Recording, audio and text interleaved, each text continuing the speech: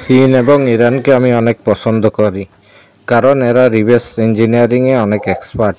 যদিও এটা অ্যাকুরিয়ামের ভিডিও, এখানে অ্যাকুরিয়াম আমি বাজার থেকে শিং মাছ নিয়ে এসেছিলাম। বাচ্চারা বলল এগুলো যাতে রেখে দেওয়ার জন্য, তখন আমি কোনো কিছু খুঁজে পাচ্ছিলাম না। এটা ভ্যাসলিনের ডিব্বা, এটাকে আমি পরিষ্কার করে, আমার কাছে অনেকগুলো পাম্প ছিল, পাম্পগুলো ভিডিওর মধ্যে দেখতে পাবেন, যেগুলো আমি আমেরিকান আমাজন থেকে কিনেছিলাম।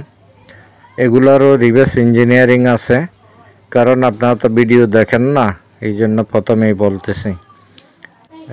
এইগুলো যদি রিভার্স ইঞ্জিনিয়ারিং দেখতে চান কমেন্টে জানাবেন, কারণ আপনাদের যদি পানির পাম্প নষ্ট হয়ে যায় আপনারা ফেলাই দেন, এগুলোর কিন্তু ঠিক করা যায়। এটা এখানে ব্যবহার করছি, এটা অনেক বড়।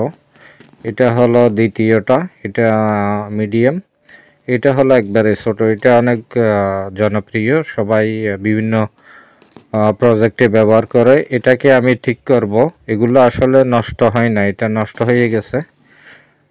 প্রথম বড়টার সাথে এই ধরনের পানি পরিষ্কার করার জন্য ফিল্টার, এই ফিল্টারটা লাগালে পানিগুলোকে পরিষ্কার করে এদিক দিয়ে ইন হয় এবং ইয়া হয়। এটার ভিতরে কিন্তু একটা জেনারেটর মোটরের ম্যাগনেট আছে, এটা হলো ম্যাগনেট। এই ম্যাগনেট দিয়ে কিন্তু বিদ্যুৎ উৎপাদন করা যায়। এটারও ভিডিও আনবো আমি।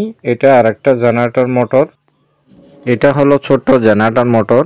সাদাটা হলো কয়েল আর কালো এটা হলো ম্যাগনেট।